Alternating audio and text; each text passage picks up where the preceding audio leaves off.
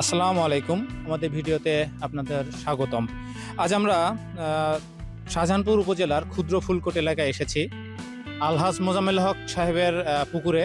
উনি একজন সফল মৎস্য চাষী। ওনার কাছ থেকে আজকে শুনবো আমরা যে কিভাবে উনি মাছ চাষ করেন, পুকুর প্রস্তুত থেকে শুরু করে মাছ চাষ পর্যন্ত, হারভেস্ট পর্যন্ত এই প্রক্রিয়াগুলো ওনার মুখে আমরা শুনবো।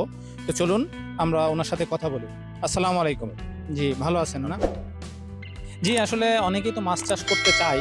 তো আমরা আসলে আজকে আসছি যে যারা নতুন মাছ চাষে আসতে চায় তাদের জন্য আপনি কি বলতে চান? মাছ চাষ করা কি উৎসাহিত করবেন না কি অবস্থা? না, এই মাছ চাষটা খুবই লাভজনক ব্যবসা। এটা লাভজনক ব্যবসা।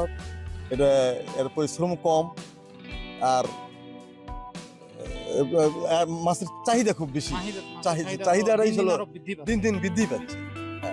তাহলে আপনি বলতেছেন যে যারা নতুন আছে তাদেরকে মাছ চাষে আসা উচিত। অবশ্যই অবশ্যই আসা উচিত।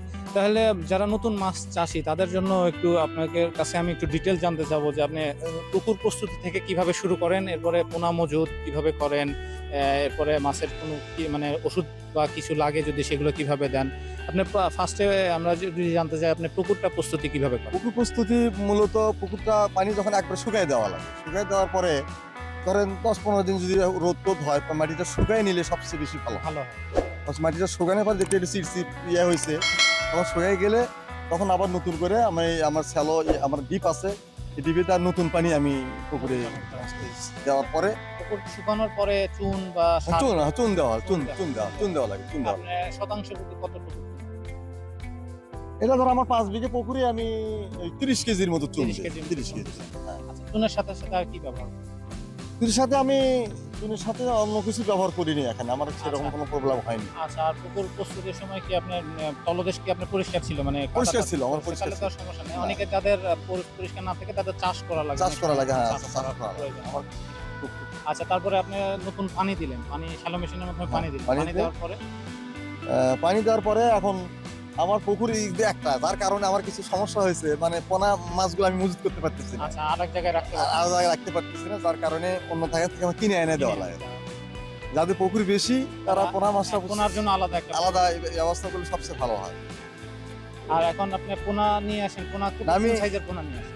আমি এইবারই প্রথমে পাত্তার পোনার আমি রেনুরা ফুটাইছিলাম। হ্যাঁ, আমি নিজে ফুটাইছিলাম, নিজস্ব পুকুরে আমি ফুটাইছিলাম। তাতে আমি প্রায় 80,000 টাকার মতো খরচ হয়েছিল। তার মধ্যে মাছটা আমার একটু ভাইরাস হয়েছিল, পোনাতে একটু ভাইরাস হওয়ার কারণে আমি বুঝতে পারিনি, নতুন অবস্থায় তো বুঝতে পারিনি। তারপরে মেডিসিন দেওয়ার পরে তারপরে আমায় ধরেন 60,000 পোনা বিক্রি করছি। আমার পুকুরের উপরে 1,20,000 পোনা আছে। আপনার যে একটু ভাইরাস হওয়ার পরে তো সমস্যা হয়নি, সেটা আপনারা কভার করতে পারছেন। আচ্ছা, তার মানে আপনি এখানে 5 বিঘা পুকুরে টোটাল 1.5 লক্ষের মতো পোনা দিচ্ছেন, পাবদা দিচ্ছেন। তারপরে এরপরে এর সাথে আর কি মাছ? ট্যাংরা মাছ আমি রেনু করছিলাম। ট্যাংরা মাছের রেনু আমার ছোট একটা পুকুর ছিল, ওখান থেকে আমি ওখানে 6 মাস পালার পরে এখানে পার করে দিচ্ছি। আর রুই যেটাকে আমি 1/2 কেজি ওজনের রুই, ধরেন 7 মণ রুই দিছি, 7 মণে রুই এখানে দেওয়া হয়েছে। আর ব্রিগেড 120 পিস, মানে আর বাটা দেওয়া হয়েছে আপনার 2-2.5 মণের মতো।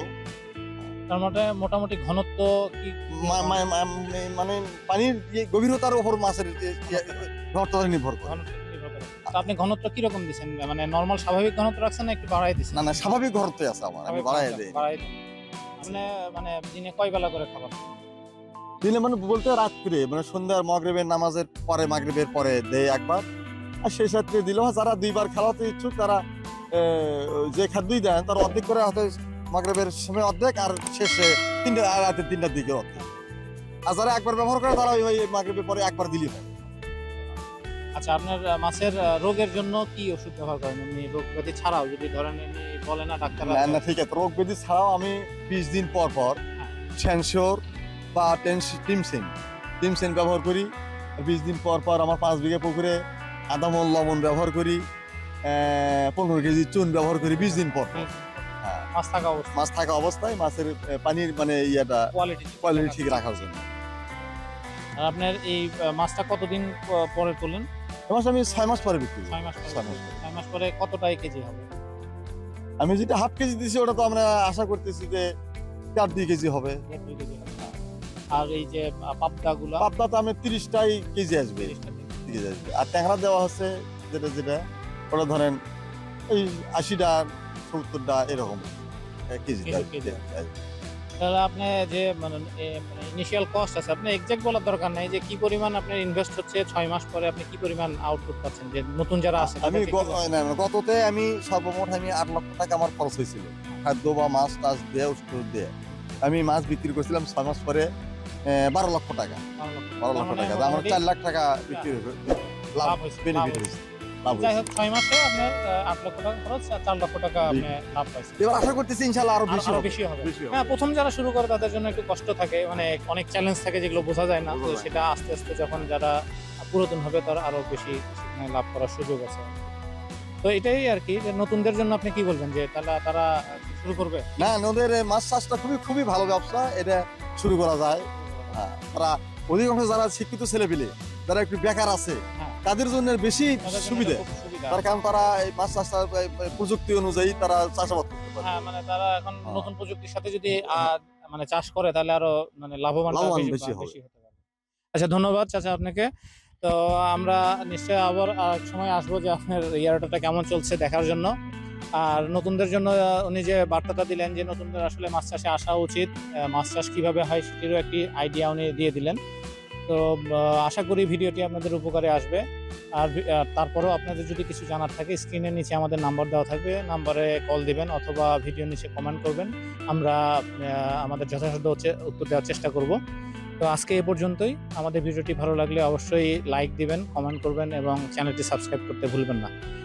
আরও অন্য কোনো দিন অন্য কোনো জায়গায় দেখা হবে। আসসালামু আলাইকুম।